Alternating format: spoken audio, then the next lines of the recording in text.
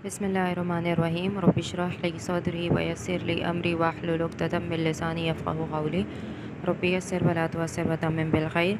Today we are going to study about pneumonia. और pneumonia हमें पता है कि नमूनिया की डेफिनेशंस हमने काफ़ी दफ़ा डिस्कस किया है कि नमूनिया is basically the infection of the lung parenchyma. ठीक है, तो अब हम देख लेते हैं कि लंग के पेरेन्काइमा में इन्फेक्शंस होते हैं, तो उसकी वजह से जो नमूनिया होता है, तो नमूनिया की कौन कौन सी टाइप्स होती हैं।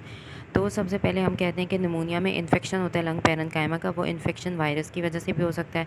और आपने देखा होगा अक्सर पेशेंट के अंदर कॉमन कोल्ड, फेरेंजाइटिस ये सिम्टम्स आ रहे होते हैं, उसको बुखार वगैरह होता है। ठीक है, उसके अलावा वो इन्फेक्शंस बैक्टीरियल हो सकते हैं, वायरल हो सकते हैं, माइकोप्लाज्मा के हो सकते हैं, फंगल इन्फेक्शंस हो सकते हैं लंग के, उसको भी हम नमूनिया कह सकते हैं। ठीक है, तो नमूनिया की वजह से क्या होता है, हमने पढ़ा है कि लंग के अंदर कुछ मैकेनिज़म्स होते हैं। वो मैकेनिज़म्स क्या कर रहे होते हैं कि हमारी बॉडी को, यानी कि हमारे लंग्स को इन्फेक्शन से प्रोटेक्ट कर रहे होते हैं। ठीक है, तो अब क्या होता है कि नमूनिया में ये सारे जो लोकल डिफेंस मैकेनिज़म्स होते हैं ना, ये इम्पेयर्ड हो जाते हैं। ठीक है, तो लोकल डिफेंस मैकेनिज़्म इम्पेयर हो गए हैं, या फिर जो ओवरऑल रेजिस्टेंस है या जो इम्यून पावर है होस्ट की, वो कम हो गई है। तो या तो लोकल डिफेंस मैकेनिज़्म ख़राब हो गए हैं, या ओवरऑल जो इम्यून पावर है होस्ट की, वो ख़राब हो गया, और उसकी वजह से लंग का इन्फेक्शन होता है। और उसकी वजह से जो कौन कौन सी ऐसी चीज़ें होती हैं जिसकी वजह से सिस्टेमिक रेजिस्टेंस होस्ट की कम हो जाती है। उसमें कोई भी क्रॉनिक डिजीज़ हो सकती है, कोई भी इम्यून डेफिशिएंसीज़ हैं, या पेशेंट अगर इम्यूनोसप्रेसिव ड्रग्स ले रहा है, या पेशेंट में ल्यूकोपीनिया है। ठीक है, तो इन सारी चीज़ों की वजह से क्या होता है कि जो लोकल पल्मोनरी डिफेंस मैकेनिज़म्स होते हैं ना, वो ख़राब हो जाते हैं। तो इन सब चीज़ों की वजह से क्या होता है कि पेशेंट के लोकल डिफेंस मैकेनिज़म्स ख़राब हो जाते हैं। ठीक है, तो कौन कौन से ऐसे डिफेंस मैकेनिज़म्स होते हैं और उनमें ऐसी क्या चीज़ें अकर कर रही होती हैं। सबसे पहले ये देखें आप, लॉस और suppression of the cough reflex. यानी कि कफ रिफ्लेक्स होता है, नॉर्मली हमने पढ़ा है कि हमारे लंग्स में कोई भी चीज़ आए तो कफ रिफ्लेक्स होता है, फटाफट खांसी आती है। और खांसी आने के बाद क्या होता है कि जो भी चीज़ हमारे लंग्स में एंटर होने की कोशिश कर रही होती है, तो कफ रिफ्लेक्स की मदद से उसको निकाल दिया जाता है। लेकिन जब कफ रिफ्लेक्स सप्रेस हो जाता है, जो कोमा के पेशेंट्स होते हैं, एनेस्थीसिया होता है, चेस्ट पेन के पेशेंट्स होते हैं, तो उनके अंदर कफ रिफ्लेक्स नहीं होता, यानी कि वो कफ नहीं करते, और वो जब भी कंटेंट्स गैस्ट्रिक कंटेंट्स एस्पायर कर लेते हैं, तो उस वजह से उनको नमूनिया हो जाता है। क्यों? क्योंकि उनका डिफेंस मैकेनिज़्म सही काम नहीं करा। उसके अलावा जो म्यूकोसीलियरी अपैरेटस है, हमने बात की है कि ये सेल्स होते हैं, इसके ऊपर ये सीलिया पड़े हुए हैं और ऊपर म्यूकोज़ा पड़ा होता है। ये पूरा जो म्यूकोसीलियरी अपैरेटस है, इसका क्या काम है कि इसने हमारी बॉडी के अंदर या हमारे लंग्स के अंदर जो जो बाहर से चीज़ें एंटर हो रही हैं, सिगरेट स्मोक वगैरह, या कोई भी गैसेस पेशेंट इनहेल कर रहा है, वायरल डिजीज़ हैं, वो सारी चीज़ें क्या होता है कि सीलिया और म्यूकस उसको रिमूव कर रहा होता है। लेकिन जब ये म्यूकोसीलियर अपैरेटस ख़राब हो गया, उसके अंदर डिफेक्ट आ गया, फॉर एग्जांपल इमोटाइल सीलिया सिंड्रोम, तो उसकी वजह से वो क्या कर पाएगा, लंग बेचारे काम नहीं कर पाएंगे सही से, और वो जो भी फ़ॉरेन मटेरियल्स होंगे उसको नहीं निकाल पाएंगे। तो वो फ़ॉरेन मटेरियल बड़े आराम से लंग के अंदर जाके बैठ जाएंगे और वो निमोनिया करा देंगे। सेक्रेशन की एक्यूमुलेशंस हो जाती हैं सिस्टिक फाइब्रोसिस के पेशेंट के अंदर, या जिनके ब्रोंकाई के अंदर ऑब्स्ट्रक्शन हुई होती है, उसमें क्या होता है कि उनके लंग्स में सारी सेक्रेशन एक्यूमुलेट होती रहती हैं, और उस वजह से इन्फेक्शन हो जाता है। या अक्सर क्या होता है कि पेशेंट के अंदर फैगोसिटिक और जो बैक्टीरियासाइडल एक्टिविटीज़ होती हैं एल्वुलर मैक्रोफेजेस की, वो ख़राब हो जाती हैं। वो किस वजह से होता है? वही इन्वायरमेंटल एंटीजन की वजह से, alcohol, tobacco smoke, anoxia, oxygen intoxications, इन सारी चीज़ों की वजह से क्या होता है कि एल्वुलर मैक्रोफेजेस सही काम नहीं कर रहे होते।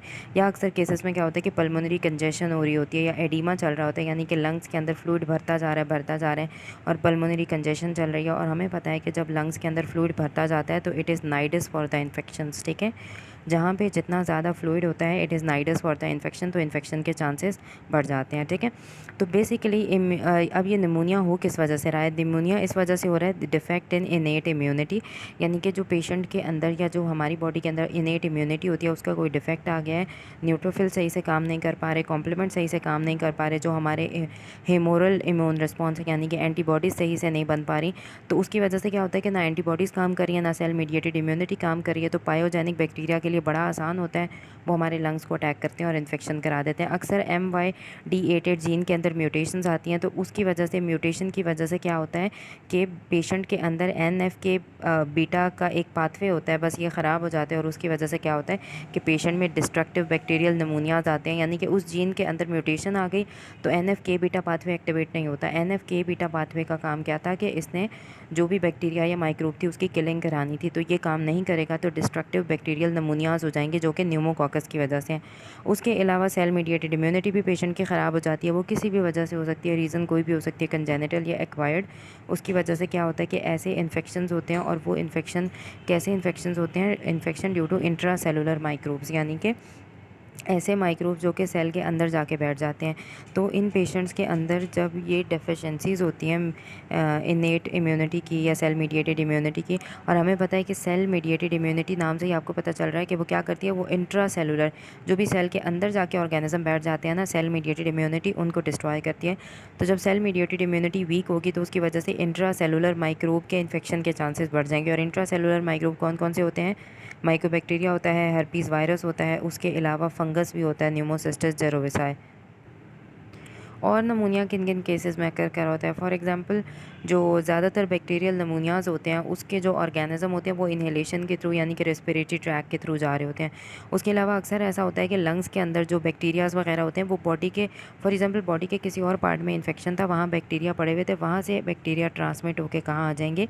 लंग्स के अंदर आ जाएंगे, यानी कि डिसएमिनेशन करके लंग्स के अंदर आ जाएंगे कि लंग्स का प्राइमरी इन्फेक्शन नहीं था लेकिन बॉडी के किसी और एरिया में इन्फेक्शन हुआ था, तो उस वजह से वो ट्रांसमिट होकर लंग्स में आ गया। उसकी वजह से भी हमारे पास जो है वो निमोनिया का इन्फेक्शन हो सकता है। या अक्सर पेशेंट हॉस्पिटल में भी होते हैं। हॉस्पिटल में आपको पता है कि डिफरेंट तरह के माइक्रोब्स होते हैं, वो अटैक करते हैं, तो उसकी वजह से जो इन्फेक्शन होगा उसको हम कहेंगे नोसोकोमियल इन्फेक्शन। और अक्सर पेशेंट के अंदर नमूनियाज इस वजह से भी आ रहे होते हैं क्योंकि उनके अंदर एंटीबायोटिक से रेजिस्टेंस हो जाती है। आप उसको एंटीबायोटिक्स देते जा रहे हैं, ट्रीटमेंट करते जा रहे हैं, लेकिन पेशेंट को कोई फ़ायदा नहीं हो रहा है। ठीक है। उसके अलावा अक्सर आप इन्वेजिव प्रोसीजर कर रहे होते हैं, इंट्यूबेशन दे रहे होते हैं, पेशेंट को इंजेक्शंस लगा रहे होते हैं, तो इन वजूहत की वजह से भी क्या होता है कि बैक्टीरिया बॉडी के अंदर चले जाते हैं और वो जाके लंग्स को डिस्ट्रॉय करते हैं। तो नमूनिया की क्लासिफिकेशन डिफरेंट चीज़ों के ऊपर बेस करती है, एटिकल एजेंट की बेसिस पे भी है। ठीक है। और डिफरेंट चीज़ों की बेसिस पे हमने नमूनिया की क्लासिफिकेशन की हुई है।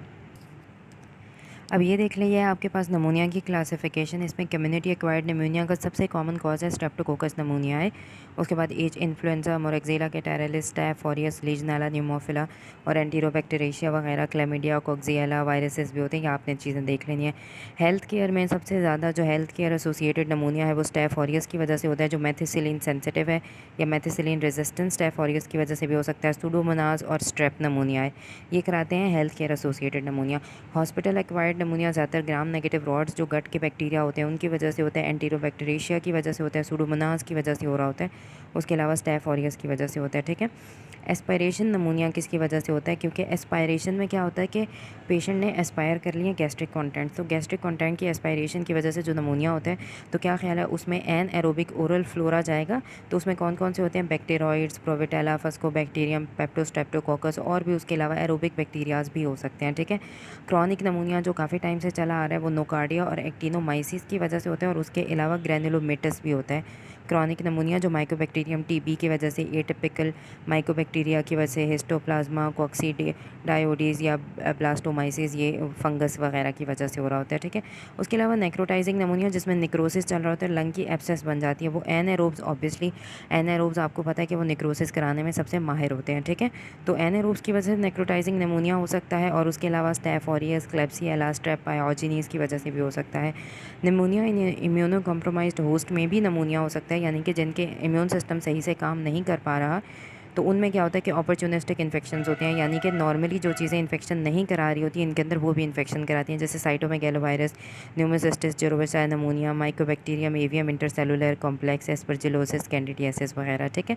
तो ये कॉजेज़ आपने इस टेबल से देख लेने हैं कि अच्छा जी कौन कौन से कॉजेज़ हैं बैक्टीरिया के। अब जो कम्युनिटी एक्वायर्ड नमूनिया होता है ना, वो क्या होता है कि कम्युनिटी एक्वायर्ड नमूनिया जो कम्युनिटी में एग्जिस्ट करता है, यानी कि एक ऐसा लंग इन्फेक्शन जो कि कम्युनिटी में फैल गया है लेकिन वो नॉर्मल इन्वायरमेंट के हेल्दी पीपल के अंदर और नॉर्मल इन्वायरमेंट के लोगों के अंदर हो रहा होता है। ठीक है। अब ये जो कम्युनिटी एक्वायर्ड नमूनिया होता है ये बैक्टीरियल भी हो सकता है, वायरल भी हो सकता है। ठीक है। तो आप क्या कराते हैं, आप जब रेडियोग्राफ कराते हैं, चेस्ट एक्सरे कराते हैं, तो उस पर आपको लंग्स नज़र आते हैं, तो उस बेसिस पे आप डिफ्रेंशिएट कर लेते हो, तो आपको बैक्टीरियल और वायरल नमूनिया के साइंस नज़र आएंगे। ठीक है। उसके अलावा आप ब्लड टेस्ट कराते हो तो आपको क्या चीज़ मिलती है? अब आपको पता है कि कोई भी इन्फेक्शन होता है, इन्फ्लेमेशन होती है, इन्फ्लेमेशन की वजह से एक्यूट फेज़ रिएक्टेंट्स क्या हो जाते हैं? इंक्रीज़ हो जाते हैं। तो जब आप एक्यूट फेज़ रिएक्टेंट इंक्रीज़ हो रहे हैं तो इसका मतलब है कि एक्यूट फेज़ रिएक्टेंट क्या है? इन्फ्लेमेटरी मार्कर्स हैं। ठीक है। तो आप क्या कराते हो, पेशेंट के जब इन्फ्लेमेटरी मार्कर्स कराओगे कम्युनिटी एक्वायर्ड बैक्टीरियल नमूनिया में, तो आपको उन पेशेंट्स में प्रोकैल्सिटोनिन ज़्यादा मिलेगा। और प्रोकैल्सिटोनिन क्या है? ये एक्यूट फेस रिएक्टेंट है जो कि एक्यूट इन्फ्लेमेशन में ज़्यादा हो जाता है। और प्रोकैल्सिटोनिन बनता कहाँ पे, वो हमने पढ़ा है लिवर में बनता है, ठीक है। और वायरल और बैक्टीरियल जो भी नमूनिया वगैरह होता है उसमें इंक्रीज़ हो जाता है, और भी बहुत सारी डिजीज़ में इंक्रीज़ होता है, सिर्स वगैरह में। लेकिन ये बैक्टीरियल और वायरल नमूनिया जो कि हमारे पास कम्युनिटी एक्वायर्ड नमूनिया है उसमें प्रोकैल्सिटोनिन ज़्यादा हो जाता है, ठीक है। अब क्या होता है कि अक्सर पेशेंट के अंदर अपर रेस्पिरेटरी ट्रैक है ना, ये वाला ट्रैक, इसमें क्या होता है, वायरस एंटर हुआ, वायरस का इन्फेक्शन हुआ। अब वायरस क्या करेगा, यहाँ पे पंगे डालेगा और चीज़ें ख़राब करके रखेगा। तो इन चीज़ों के ख़राब हो जाने की वजह से जो भी यहाँ पे इन्फेक्शन हुआ है, इन्फ्लेमेशन हुई है, उसकी वजह से बैक्टीरिया के लिए रेस्पिरेटरी ट्रैक को अटैक करना बहुत आसान हो जाता है। तो ज़्यादातर क्या होता है कि लंग्स में बैक्टीरियल इन्फेक्शन फॉलो करते हैं after an upper respiratory tract viral infection, ठीक है। अब क्या ख्याल है कि पहले वायरल इन्फेक्शन हुआ, उसके बाद बैक्टीरिया को मौका मिला वो आके इन्वेड करेगा। तो बैक्टीरिया हमेशा सेपरेटिव इन्फेक्शन कॉज करते हैं ना, तो वो क्या कराएंगे कि ये जो अगर एल्वुलाई हैं तो बैक्टीरिया आके अटैक करेंगे और इनके अंदर इन्फ्लेमेटरी एक्सुडेट सारा जमा होना स्टार्ट हो जाएगा। तो क्या ख्याल है, एक्सुडेट आ रहा है, पानी जमा होगा, इन्फ्लेमेटरी सेल्स जमा होंगे, सब कुछ जमा होगा, तो उसकी वजह से कंसोलिडेशन हो जाएगी, सॉलिडिफिकेशन हो जाएगी। अच्छा, इसको कंसोलिडेशन या सॉलिडिफिकेशन क्यों कह रहे हैं, क्योंकि नॉर्मली आप देखें एल्वुलाई के अंदर क्या पड़ी होती है, एयर पड़ी होती है। अब क्या हुआ, पहले वायरल इन्फेक्शन हुआ, उसके ऊपर सुपर इम्पोज्ड बैक्टीरियल इन्फेक्शन हुआ, तो उसकी वजह से क्या हुआ कि अंदर सारे के सारे इन्फ्लेमेटरी सेल एक्सुडेट एल्वुलाई में जमा होना स्टार्ट हो गए, तो उसकी वजह से सॉलिडिफिकेशन हो जाती है, ठीक है। अब ऐसी कौन कौन सी कंडीशंस होती हैं जिसकी वजह से पेशेंट के अंदर ये सारी चीज़ें एग्जिस्ट कर रही होती हैं, यानी कि क्यों उसमें नमूनिया होता है। ऐसे पेशेंट जो बहुत बूढ़े हो जाते हैं, जिनमें क्रॉनिक डिजीज़ चल रही होती है, कोई दिल का मसला है, COPD है, डायबिटीज़ वगैरह के पेशेंट्स हैं, जिनके अंदर इम्यूनो डेफिशिएंसी स्टेट्स हैं, या जिनकी स्प्लीन फंक्शन नहीं करी। तो मैंने बताया था ना कि स्प्लीन प्रोटेक्ट करती है अगेंस्ट द इनकैप्सुलेटेड ऑर्गेनिजम्स। तो जिनकी स्प्लीन काम नहीं करती, ऐसे पेशेंट जो होते हैं, they are at the increase risk of infection with encapsulated bacteria, जैसे कि न्यूमोकोकस वगैरह। तो ऐसे पेशेंट्स में आपको न्यूमोकोकस का नमूनिया ज़्यादा मिलेगा। उसके बाद आ जाते हैं स्ट्रेप्टोकोकस नमूनिया जो है, इट इज़ द मोस्ट, ये चीज़ें आपको पता होनी चाहिए कि जी ये वाला कौन सा मोस्ट कॉमन कॉज किस चीज़ का है। तो Streptococcus नमूनिया is the most common cause of community acquired acute नमूनिया, ठीक है, ये आपने याद रखना है। और आप क्या करते हो कि पेशेंट का स्पूटम लेते हो, उसकी ग्राम स्टेनिंग कराते हो, जब उसको एक्यूट नमूनिया होता है तो आपको स्ट्रेप्टोकोकस नमूनिया का जो ऑर्गेनिज्म है वो ग्राम स्टेनिंग पे नज़र आ जाता है, ठीक है। उसके अलावा आपको वहाँ न्यूट्रोफिल्स भी नज़र आएंगे क्योंकि इन्फ्लेमेशन चल रही होती है। उसके अलावा आपको ग्राम पॉजिटिव लेंसेट, ये ग्राम पॉजिटिव लेंसेट शेप डिप्लोकॉक्साई होते हैं ना, तो ये आपको ग्राम स्टेन पे नज़र आएंगे। आप पेशेंट का ब्लड कल्चर भी करवा सकते हो, जब आप ब्लड कल्चर कराते हो तो आपको ब्लड में भी ये स्ट्रेप्टोकोकस नमूनिया के ऑर्गेनिजम्स मिल सकते हैं। न्यूमोकोकस के अगेंस्ट वैक्सीन भी डेवलप हो चुकी हैं, जिनके अंदर कैप्सूलर पॉलीसैकेराइड्स होते हैं। और ये जो भी स्ट्रेप्टोकोकस नमूनिया की कॉमन सीरोटाइप्स होती है ना, उसके कैप्सूल जो होते हैं, कैप्सूल के पॉलीसैकेराइड्स जो होते हैं, उनको निकाल लिया जाता है और उससे वैक्सीन बना ली जाती है, ठीक है। और ये उन पेशेंट को दिया जाता है जिनके अंदर हाई रिस्क होता है, न्यूमोकोकल सेप्सिस के चांसेस ज़्यादा होते हैं, जो इम्यूनो कॉम्प्रोमाइज़्ड होते हैं, या जो इन जगहों पे जा रहे होते हैं जहाँ पे नमूनिया के चांसेस ज़्यादा होते हैं, तो हम उन पेशेंट्स को ये वैक्सीन दे सकते हैं। हीमोफिलस इन्फ्लुएंजा की वजह से भी नमूनिया हो जाता है। आपको पता है कि हीमोफिलस इन्फ्लुएंजा क्या होता है, कि ये एक प्लियोमॉर्फिक ग्राम नेगेटिव ऑर्गेनिज्म है। ये सारा आप माइक्रो में पढ़ चुके हैं, ठीक है। इनकैप्सुलेटेड फॉर्म भी होती है, नॉन इनकैप्सुलेटेड फॉर्म भी होती है। टाइप बी फॉर्म इसकी सबसे ज़्यादा वायरुलेंट है, ठीक है। ये एच इन्फ्लुएंजा के अगेंस्ट एंटीबॉडीज़ भी बनती हैं जो कि एच इन्फ्लुएंजा के इन्फेक्शन के अगेंस्ट प्रोटेक्ट कर सकती हैं। एच इन्फ्लुएंजा के अगेंस्ट वैक्सीन भी डेवलप हो चुकी है, ठीक है। तो इस वैक्सीन का भी इस्तेमाल किया जा सकता है। उसके अलावा जो है वो नॉन इनकैप्सुलेटेड फॉर्म्स की वजह से भी इन्फेक्शन होता है, और जो नॉन इनकैप्सुलेटेड फॉर्म्स होती हैं उसको हम नॉन टाइपेबल फॉर्म्स कहते हैं, ठीक है। ये जो नॉन इनकैप्सुलेटेड फॉर्म है, क्या ख्याल है, कैप्सूल नहीं है तो ये लेस वायरुलेंट होंगी। तो ये क्या करती हैं कि ये लेस वायरुलेंट होती हैं, और ये बिल्कुल रेस्पिरेटरी ट्रैक की सरफेस पे यानी कि ये डीपली पेनिट्रेट नहीं करती, रेस्पिरेटरी ट्रैक की सरफेस तक ये महदूद रहती हैं। Non typeable form of H influenza. और इसकी वजह से क्या होता है कि ये अपर रेस्पिरेटरी ट्रैक में और भी जगह पे फैल जाती हैं। ये मिडल ईयर का इन्फेक्शन कराएंगे, ओटाइटिस मीडिया कराएंगे, ठीक है, साइनोसाइटिस भी करा सकती हैं, ब्रोंकोनमोनिया भी करा सकते हैं। अब जो बच्चे होते हैं ना, न्यूनेट और चिल्ड्रन, जिनके अंदर दूसरी कोमॉर्बिडिटीज़ भी हैं, यानी कि बच्चों के अंदर कोई कैंसर है, प्रीमेच्योरिटी है, कि वो बेचारे इम्यूनो डेफिशिएंसी में गए हुए हैं, कि पहले से ही वीक हैं, तो उनके अंदर एच इन्फ्लुएंजा जो है वो स्पेशली इन्वेजिव इन्फेक्शन कॉज करता है। तो आपने ये याद रखना है कि न्यूनेट और चिल्ड्रन जिनमें कोमॉर्बिडिटीज़ होती हैं, उसमें एच इन्फ्लुएंजा इन्वेजिव इन्फेक्शन कराता है। उसके अलावा एच इन्फ्लुएंजा का नमूनिया जो है ये भी वायरल इन्फेक्शन के बाद हो सकता है, यानी कि पहले वायरल इन्फेक्शन हुआ, बच्चा है, छोटा बच्चा है, उसमें अब फॉर एग्जांपल ये छोटा बच्चा है, इसको पहले वायरल इन्फेक्शन हुआ, उसकी इम्यूनिटी पहले ही वीक हुई है, लंग्स बेचारे पहले ही ख़राब हो रहे हैं, ऊपर से एच इन्फ्लुएंजा को मौका मिल गया। और एच इन्फ्लुएंजा जब सुपर इम्पोज्ड इन्फेक्शन कॉज करा दे बच्चों के अंदर, पहले वायरल फिर एच इन्फ्लुएंजा, तो ये क्या होती है, पीडियाट्रिक इमरजेंसी होती है, और इसमें बच्चे की डेथ भी हो सकती है, ठीक है। उसके अलावा क्या होता है कि ये लेरिंग्स है और नीचे ट्रेकिया पड़ा है, ऊपर लेरिंग्स है, ट्रेकिया है, ब्रोंकाई है। तो ऐसे पेशेंट एच इन्फ्लुएंजा क्या कराता है कि बच्चों के अंदर डिसेंडिंग, यानी कि ऊपर से इन्फेक्शन शुरू होता है और नीचे जाता है, तो डिसेंडिंग लेरेंजो ट्रेकियो ब्रोंकाइटिस यानी कि लेरिंग्स की इन्फेक्शन, ट्रेकिया का इन्फेक्शन और आहिस्ता आहिस्ता ब्रोंकाई का इन्फेक्शन भी कॉज कराता है। तो डिसेंडिंग फैशन में ये प्रोसीड करता है, डिसेंडिंग लेरेंजो ट्रेकियो ब्रोंकाइटिस। और आहिस्ता आहिस्ता जब ये नीचे जाएगा तो ऑब्वियसली वहाँ पे इन्फ्लेमेशन हो रही है, एक्सुडेट जमा हो गए तो ऑब्स्ट्रक्शन हो जाएगी स्मॉल ब्रोंकाई की, और ऑब्स्ट्रक्शन की वजह से वो प्लग हो जाएंगी ना, क्यों? क्योंकि वहाँ फाइब्रिन रिच एक्सुडेट है, न्यूट्रोफिल्स वाला एक्सुडेट वो जमा होता जा रहा है, और ये ज़्यादातर आपको न्यूमोकोकल नमूनिया में नज़र आएगा। उसके अलावा आपको पल्मोनरी कंसोलिडेशन भी नज़र आती है, और वो पल्मोनरी कंसोलिडेशन कैसे होती है? फॉर एग्जांपल कि लंग है ना, लंग में हमने पढ़ा था कि राइट लंग में 3 लोब्स होते हैं, तो पल्मोनरी कंसोलिडेशन के पूरा लोब भी इन्वॉल्व हो सकता है, तो उसको आप कहते हैं लोबार नमूनिया है, ठीक है। उसके अलावा एच इन्फ्लुएंजा की वजह से जो है वो बच्चों के अंदर पहले सपरेटिव मेनिंजाइटिस भी होता था, लेकिन अब इस चीज़ को कंट्रोल कर लिया गया, अब ये चीज़ इतनी ज़्यादा कॉमन नहीं है। उसके अलावा एच इन्फ्लुएंजा आँख का इन्फेक्शन भी कराते हैं, आँख के इन्फेक्शन कराते हैं यानी कि पस सी आँख में पड़ जाती है, उसको पिंक आई का नाम देते हैं। ओल्डर पेशेंट जिनके अंदर septicaemia, endocarditis, pyelonephritis, cholecystitis, suppurative arthritis यानी कि सारी कॉम्प्लिकेशन करा सकता है।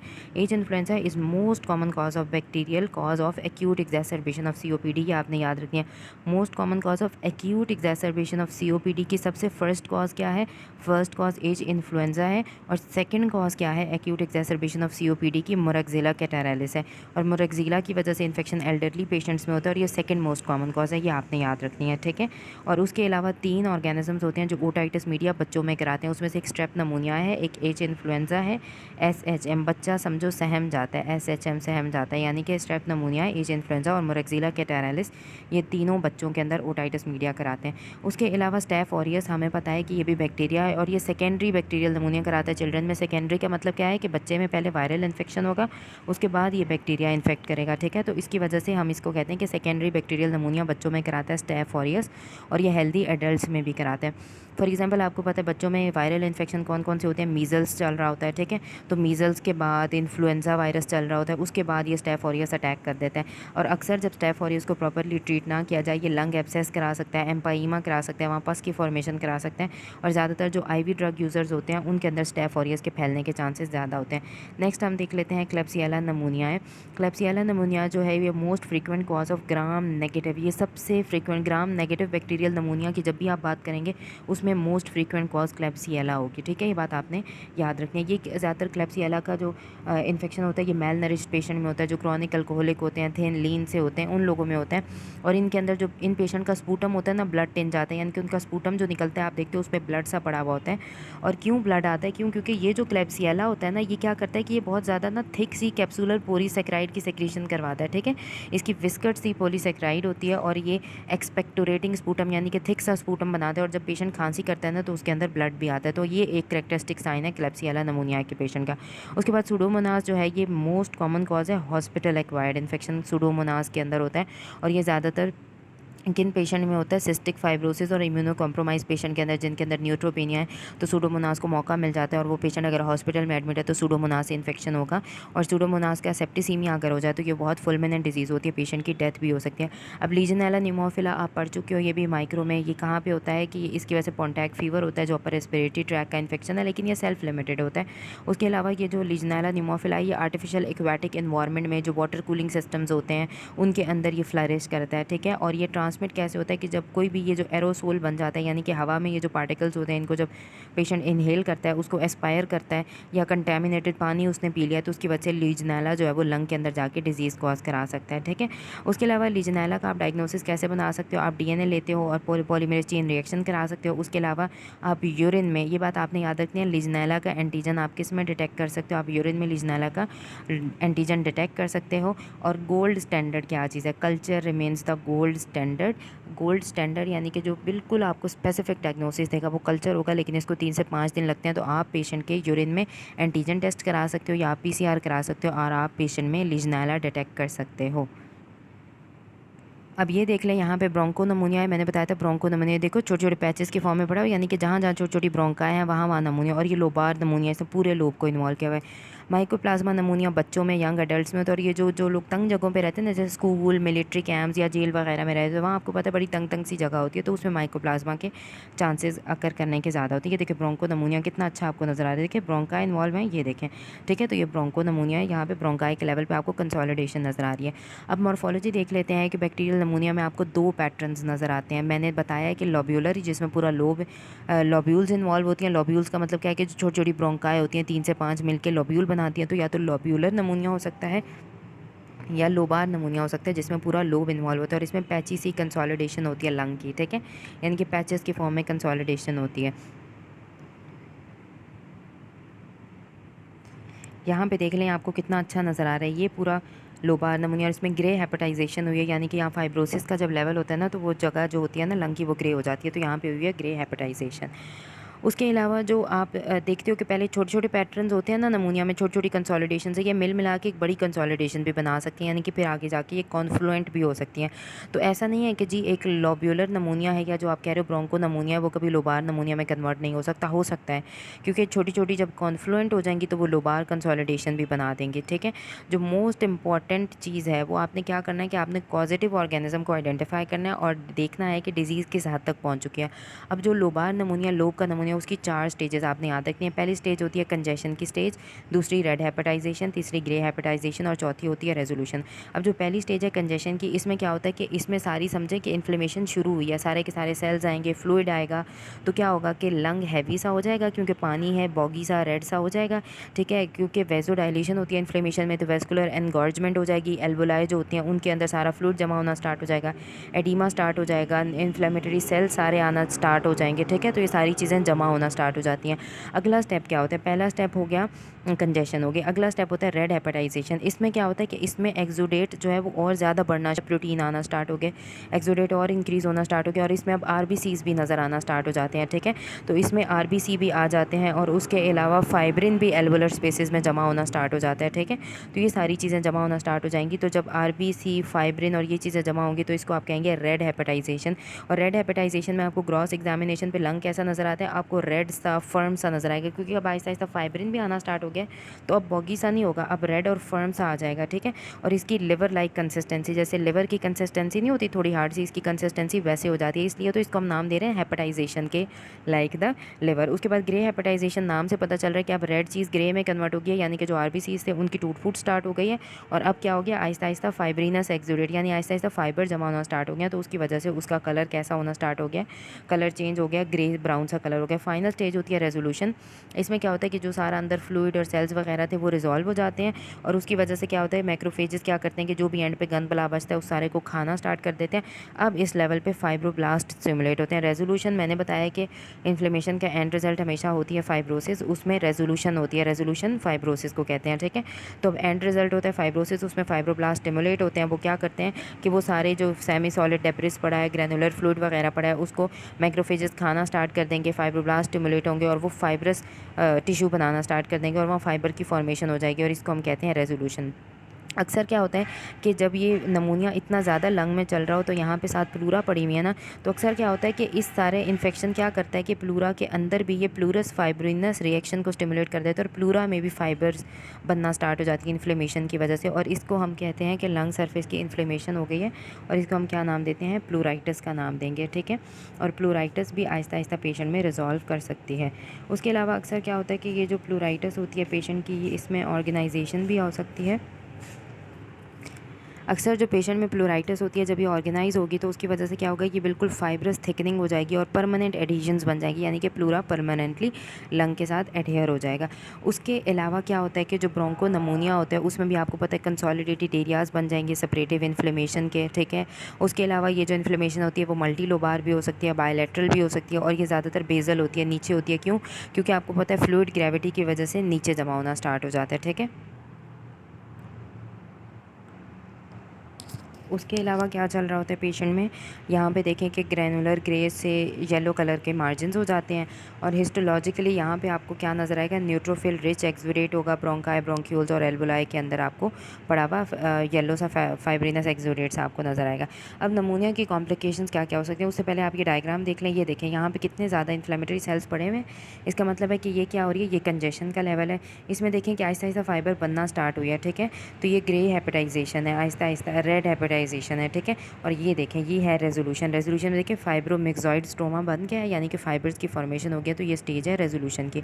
अब देख लेते हैं नमूनिया की कॉम्प्लिकेशन क्या क्या हो सकती है। नमूनिया की वजह से जो लंग का टिश्यू है वो पूरा डिस्ट्रॉय हो सकता है। जब वो लंग का टिश्यू इन्फ्लेमेटरी सेल्स की वजह से डिस्ट्रॉय हो गया तो क्या ख्याल है, वहाँ पे सारे बैक्टीरिया जमा होंगे, उसके इन्फ्लेमेटरी सेल जमा होंगे, पस सी जमा हो जाएगी, तो वहाँ एब्सेस बन जाएगी। तो एब्सेस भी बन सकती है, और एब्सेस ज़्यादातर किस में बनती है, न्यूमोकोकल और क्लेब्सिएला इन्फेक्शंस में होती है, ठीक है। उसके अलावा क्या हो सकता है कि ये जो इन्फेक्शन होता है ये स्प्रेड करके दूसरे ऑर्गन्स में भी जा सकता है, ठीक है।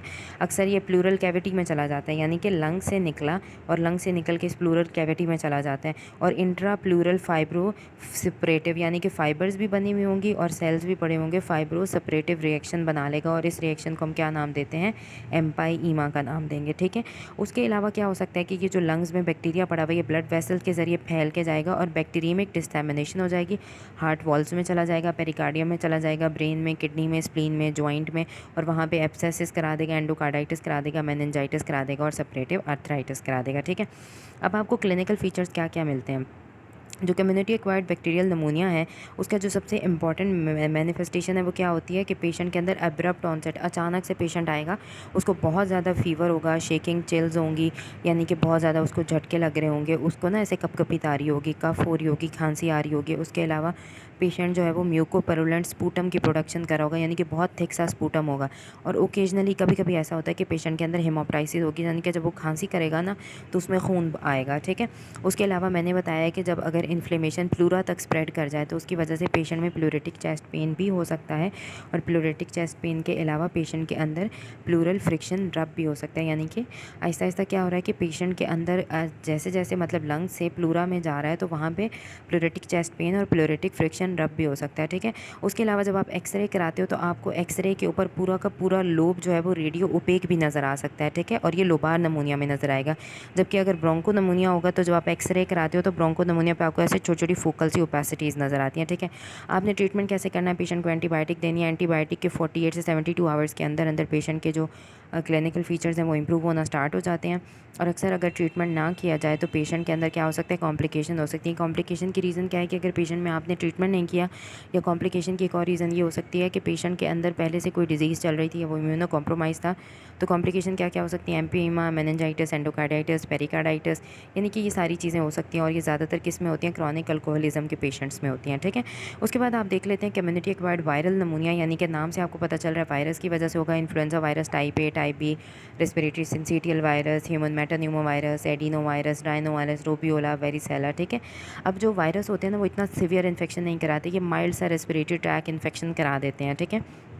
अब क्या होता है कि अब ये इन्फेक्शन सीवियर किन लोगों में हो सकता है, जिनकी एजेस एक्सट्रीम एज हो, यानी कि या तो बच्चे हों या बूढ़े हों, मेल न्यूट्रिशन है, अल्कोहलिज्म का पेशेंट है, या कोई अंडरलाइंग डिबिलिटेटिंग डिजीज़ है पेशेंट में, तो उसकी वजह से उनके अंदर ये जो नमूनिया होता है ये ज़्यादा सीवियर हो सकता है। अच्छा, ये जो वायरसेस होते हैं इनका क्या काम होता है, इनकी ट्रोपिज्म होती है, यानी कि एक स्पेसिफिक सेल्स होते हैं ना, ये फॉर एग्जांपल रेस्पिरेटरी सेल्स है तो इनकी ट्रोपिज्म होती है। ट्रोपिज्म होती है यानी कि स्पेसिफिक होते हैं उसी सेल के लिए और उसी सेल की तरफ जाते हैं, तो इनकी ट्रोपिज्म होती है। ये क्या करते हैं, रेस्पिरेटरी लाइनिंग से आके यहाँ से जुड़ जाते हैं और जुड़ने के बाद क्या करते हैं, साइटोपैथिक चेंजेस कराते हैं, यानी कि उन सेल्स को डिस्ट्रॉय करना स्टार्ट कर देते हैं, रेस्पिरेटरी सेल्स को। उसकी वजह से सेल डेथ होती है और सेल डेथ की वजह से सेकेंडरी इन्फ्लेमेशन स्टार्ट हो जाता है, ठीक है। तो उसकी वजह से डैमेज होता है और डैमेज होगा और उसकी वजह से जो भी, यानी कि ऑब्वियसली सारी रेस्पिरेटरी एपिथेलियम डैमेज हो रही है, तो जितने भी लोकल पल्मोनरी डिफेंस मैकेनिज्म है वो क्या हो जाएंगे, वो इम्पेयर हो जाएंगे, म्यूकोसिलियरी क्लियरेंस ख़राब हो जाएगी। और उसकी वजह से क्या है कि वायरस क्या कर रहा है, आके वायरस सेल्स को डिस्ट्रॉय करें, यानी कि साइटोपैथिक चेंजेस करा रहा है, पल्मोनरी डिफेंस मैकेनिज्म को ख़राब करा रहा है, म्यूकोसिलियरी क्लियरेंस ख़राब करा रहा है। तो जब ये सारी चीज़ें ख़राब कराएगा तो उसकी वजह से बैक्टीरियल सुपर इन्फेक्शन के चांसेस ज़्यादा हो जाएंगे, ऑब्वियसली ज़्यादा हो जाएंगे। अब हम देख लेते हैं कि जो इन्फ्लुएंज़ा है ये टाइप ए भी होता है, टाइप बी भी होता है। टाइप ए ह्यूमन को, पिग, हॉर्सेस वगैरह को इन्फेक्ट करता है और इसके बहुत सारी एपिडेमिक्स, यानी कि पूरी दुनिया में ये फैला था। अब इन्फ्लुएंज़ा का जो जीनोम होता है इसमें ऐसी क्या चीज़ होती है, इन्फ्लुएंज़ा का जीनोम एनकोड करता है 2 प्रोटीन्स, ठीक है। तो इन्फ्लुएंज़ा के जो वायरलेंट फैक्टर्स होते हैं वो होते हैं, एक हीम एग्लूटिनिन प्रोटीन होता है, इसके पास 3 तरह के होते हैं, 1 2 3 हीम एग्लूटिनिन होते हैं और इनके पास होते हैं न्यूरामिनिडेज होता है 1 और 2, ठीक है। ये इसके क्या होते हैं, वायरलेंट प्रोटीन्स होते हैं और ये इसकी लिपिड बायलेयर, यानी कि जो इसकी बाहर लिपिड बायलेयर है उसके अंदर ये 2 प्रोटीन्स मौजूद होते हैं। अब क्या होता है कि हीमोग्लूटिनिन का क्या काम होता है कि ये वायरस का जो टारगेट है ना उसको उससे जाके अटैच कराएगा, ठीक है। इसके अंदर सियालिक एसिड रेजिड्यू होते हैं, सरफेस पॉलीसैकेराइड पे सियालिक एसिड रेजिड्यूज़ होते हैं।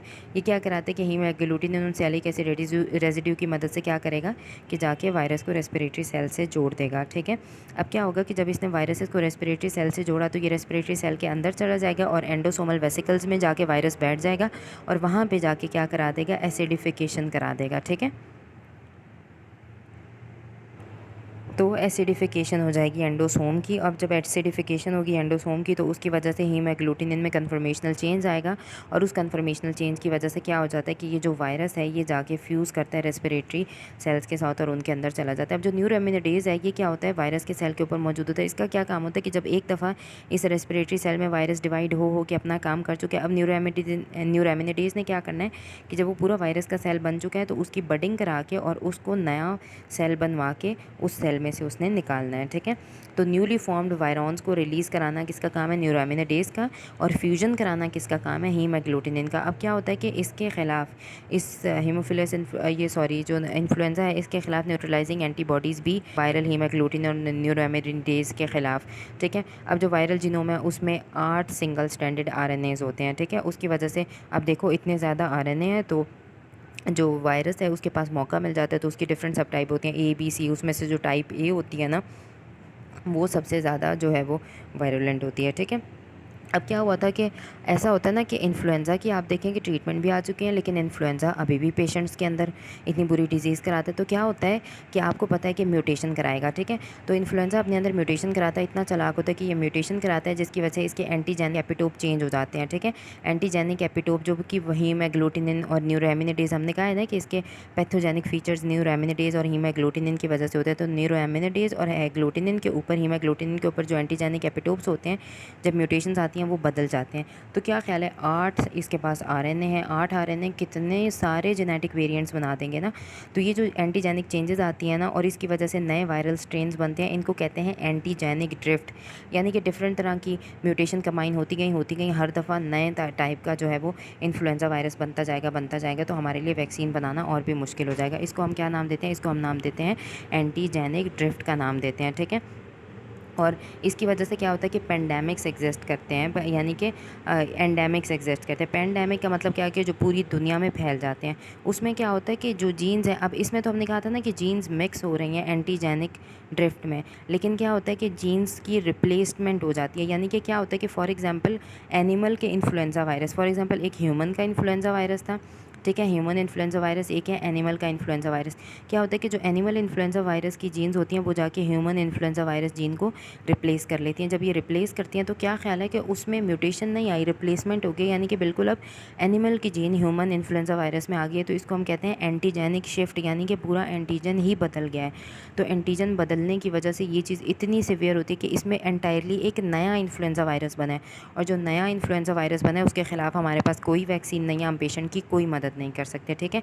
तो क्या ख्याल है इस वाले नए इन्फ्लुएंजा वायरस के खिलाफ एंटीबॉडी बनी हुई होगी पेशेंट की बॉडी में, नहीं बनी हुई होगी। तो इसकी वजह से जो अगर तो न्यू जो हमारे पास इन्फ्लुएंजा वायरस जा रहा है या जो एंटीजेनिक शिफ्ट वाला इन्फ्लुएंजा वायरस जाएगा वो न्यूमोसाइट की ज़्यादा डिस्ट्रक्शन कराएगा, ज़्यादा साइटोपैथिक चेंजेस कराएगा, ठीक है।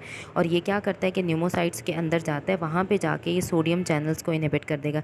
यानी कि यहाँ पे न्यूमोसाइट्स के अंदर सोडियम चैनल्स होते हैं, उनको इनहिबिट कर देते हैं। जब सोडियम चैनल्स इनहिबिट हो जाएंगे तो क्या ख्याल है उसकी वजह से सोडियम ट्रांसमिट नहीं होगा, वाटर की एक्सचेंज नहीं हो पाएगी। तो वाटर की एक्सचेंज नहीं हो पाएगी तो वाटर बाहर नहीं निकल पाएगा। जब वाटर बाहर नहीं निकल पाएगा तो वो सारा एल्वोलाई के ल्यूमन में एक्यूमुलेट होता जाएगा और वहाँ पे फ्लूइड एक्यूमुलेशन स्टार्ट हो जाएगी और उसकी वजह से क्या होगा कि इन्फेक्टेड सेल्स की डेथ स्टार्ट हो जाएगी, अपोप्टोसिस होना स्टार्ट हो जाएगी, ठीक है।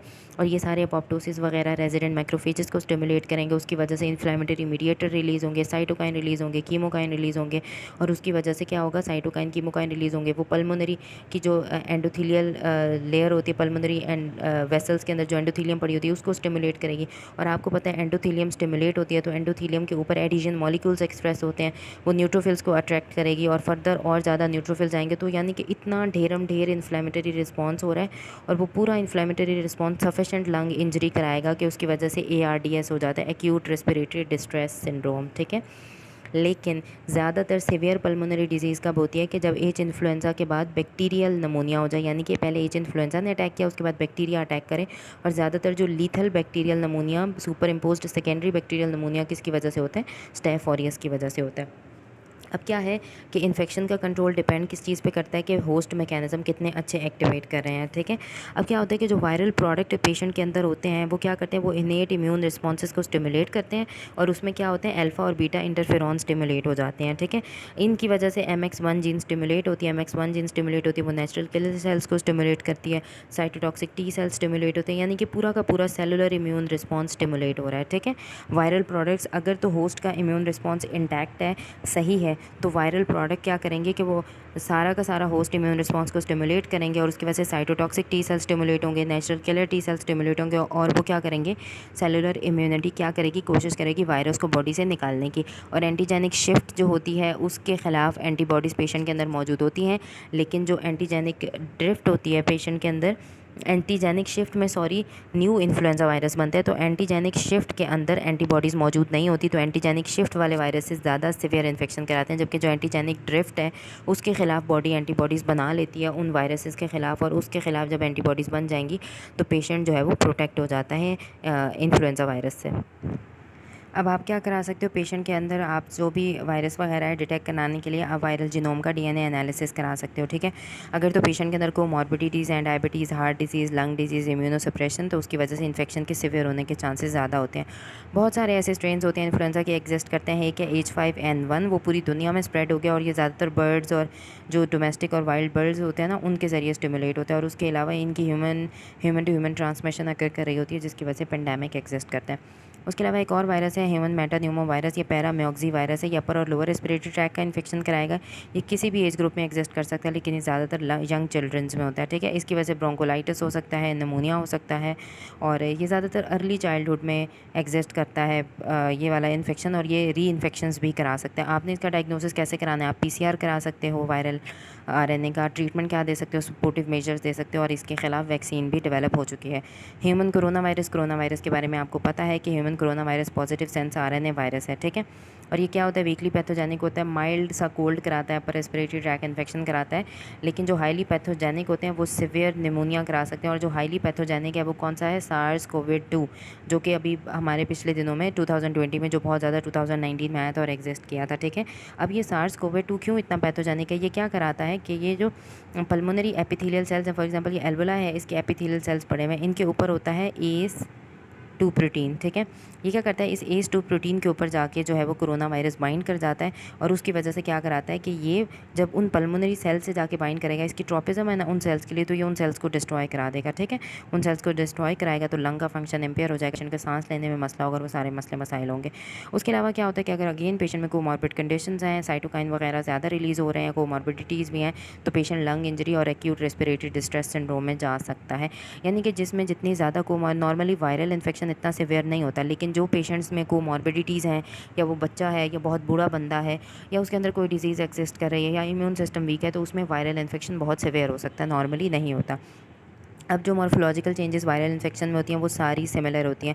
अपर रेस्पिरेटरी ट्रैक का इन्फेक्शन हो रहा है तो क्या ख्याल है, वहाँ पे इन्फ्लेमेशन हो रही है, और इन्फ्लेमेशन वाले सारे साइंस आपने याद कर लेने, हाइपरीमिया होगा, स्वेलिंग होगी, और ये बात याद रखनी है कि ये जो वायरल होता है ना, वायरल में कौन से इन्फ्लेमेटरी सेल्स आते हैं, मोनोन्यूक्लियर सेल्स आते हैं, तो इसमें इन्फ्लेमेशन होगा, हाइपरीमिया होगा, स्वेलिंग होगी, मोनोन्यूक्लियर सेल्स आएंगे, जिसमें मेनली लिम्फोसाइट, मोनोसाइट, ये बात आपने जहन में बिठा लेनी है। वायरस में हमेशा लिम्फोसाइट्स और मोनोसाइट्स होते हैं। अब क्या ख्याल है, इन्फ्लेमेशन हो रही है तो म्यूकस की सेक्रेशन ज़्यादा हो जाएगी, ऑब्वियसली हो जाएगी, म्यूकस सेक्रेशन ज़्यादा हो जाएगी, म्यूकोसा स्वेल हुई है वो ज़्यादा से ज़्यादा एक्सुडेट प्रोड्यूस कराएगी, तो एक्सुडेट जब प्रोड्यूस होगा तो क्या ख्याल है कि वो एयरवेज को प्लग करना स्टार्ट कर देगी, और नेज़ल चैनल्स को भी प्लग करना स्टार्ट कर देगी, साइनसेस को भी प्लग करेगी, यूस्टेशन ट्यूब को भी प्लग करेगी। तो जब वहाँ पे प्लग हो जाएंगी, सेक्रेशन जमा हो जाएंगी, तो बैक्टीरिया कहेगा ओहो यहाँ तो सेक्रेशन जमा है, मुझे तो मौका मिल गया, मैं तो फटाफट अटैक करता हूँ, तो फटाफट ऊपर से जी बैक्टीरिया साहब भी आ जाएंगे, और super impose separative secondary bacterial infection भी एग्जिस्ट कर सकता है, ठीक है। उसके अलावा वायरस जो है वो टॉन्सिलाइटिस भी करा सकता है, यानी कि टॉन्सिल की इन्फ्लेमेशन भी करा सकता है, और जब टॉन्सिल की इन्फ्लेमेशन इन्फ्लेमेशन होगी तो उसकी वजह से लिम्फोइड टिश्यू का हाइपरप्लेजिया होगा, ठीक है।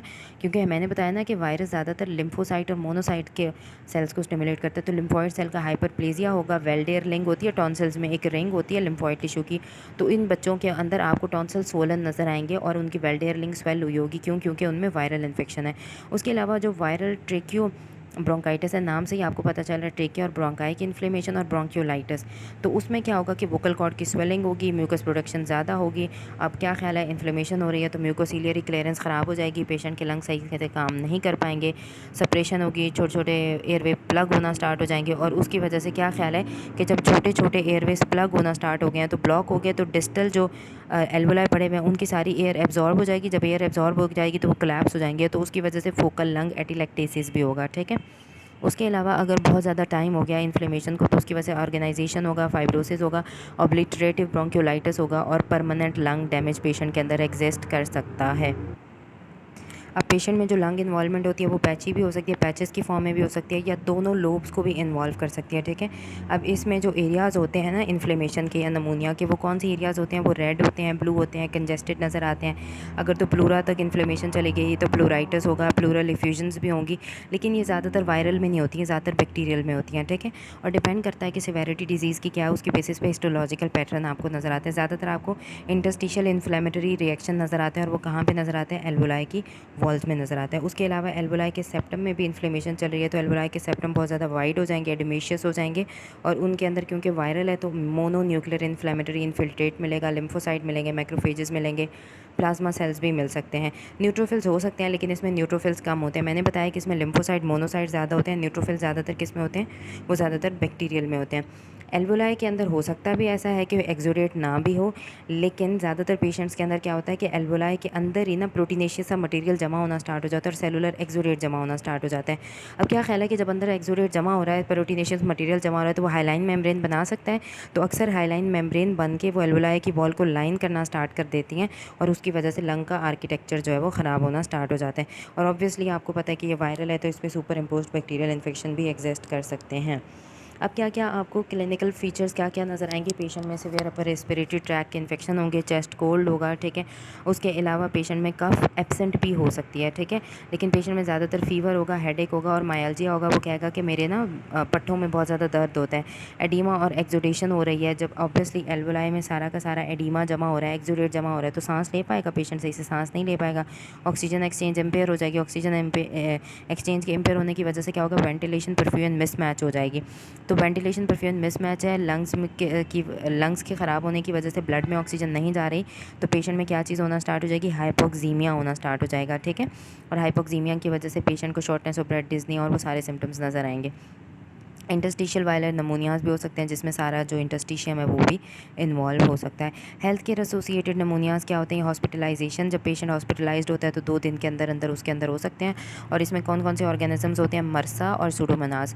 हॉस्पिटल एक्वायर्ड नमूनिया क्या होता है? पेशेंट जब हॉस्पिटल में पड़ा हुआ है तो उस दौरान बेचारे को नमूनिया हो गया, और हॉस्पिटल में पेशेंट अक्सर होता है ना कि एंटीबायोटिक थेरेपी पे पड़ा हुआ है, बहुत टाइम से चल रही है, या उसको इन्वेजिव डिवाइसेस आपने लगाए हुए हैं कि अंदर कोई कैथेटर डाले हुए हैं, आप उसको मैकेनिकल वेंटिलेशन करा रहे हैं, तो आप ये सारी चीज़ें लगा तो रहे हैं, पेशेंट के भले के लिए लगा रहे हैं, लेकिन उसको जो है वो क्या हो सकता है? इन्फेक्शंस हो सकते हैं। किसकी वजह से हो सकते हैं? ग्राम पॉजिटिव कॉक्साई, स्टेफ ऑरियस करा सकता है, ग्राम नेगेटिव रॉड्स करा सकते हैं, एंटीरोबैक्टीरिया, सुडोमोनास वगैरह। उसके अलावा जो पेशेंट वेंटिलेटर्स भी होते हैं, क्योंकि वेंटिलेटर लगा होता है तो वेंटिलेटर ऑब्वियसली एक बाहर की चीज़ है, बेशक आप जितना मर्जी स्टेरलाइज कर लें, इन्फेक्शन तो हो जाते हैं, तो वो बेचारा वेंटिलेटर पर, तो अक्सर उस वेंटिलेटर की वजह से उसको नमूनिया हो जाता है, ठीक है। अब एक्यूट नमूनिया में आपने क्या क्या देख लिया? स्ट्रेप्टोकोकस नमूनिया मोस्ट कॉमन कॉज है कम्युनिटी एक्वायर्ड नमूनिया का, और ये ज़्यादातर लोबार नमूनिया कराता है। लोबार नमूनिया की 4 स्टेजेस थी: congestion, red hepatisation, grey hepatisation, resolution. और क्या कॉज थी एक्यूट बैक्टीरियल नमूनिया की? H influenza, moraxella catarrhalis. ये दोनों एक्यूट एक्सैसरबेशन सीओपीडी की कराते थे। 1 नंबर पे एच इन्फ्लुएंजा, 2nd नंबर पे मोरक्जिला कैटारालिस। स्टेफ ऑरियस क्या कराता है? ये हमारे पास सेकेंडरी टू वायरल इन्फेक्शन, ये बैक्टीरिया जो है वो कराता है हमारे पास नमूनिया। क्लेब्सिएला जो है ये क्रॉनिक अल्कोहलिक में कॉमन होता है। सूडोमोनास जो है वो सिस्टिक फाइब्रोसिस के पेशेंट और न्यूट्रोपीनिया वालों में नमूनिया कराता है। लिजनैला जो है वो उन इंडिविजुअल्स में होते हैं जिनमें कोमॉर्बिड कंडीशंस होती हैं, फॉर एग्जांपल हार्ट और लंग की डिजीजेस एग्जिस्ट कर रही होती हैं, ठीक है। और उसके अलावा ऑर्गन ट्रांसप्लांट के जो पेशेंट्स होते हैं उनमें ज़्यादातर लिजनैला जो है वो डिजीज़ कराता है। उसके अलावा जो कम्युनिटी एक्वायर्ड वायरल नमूनिया के इंपॉर्टेंट कॉजेज़ हैं वो क्या क्या हैं? Influenza virus, metapneumo virus, corona virus और ये सारी चीज़ें। बैक्टीरियल नमूनिया में ज़्यादातर क्या मिलेगा आपको? Intra annular neutrophilic inflammation. मैंने क्या क्या है कि बैक्टीरिया में न्यूट्रोफिलिक इन्फ्लेमेशन मिलेगी, जबकि वायरल्स में मैंने बताया कि लिम्फोसाइट और मोनोसाइट होते हैं, तो लिम्फोसिटिक और मोनोसिटिक इन्फ्लेमेशन आपको ज़्यादा मिलती है।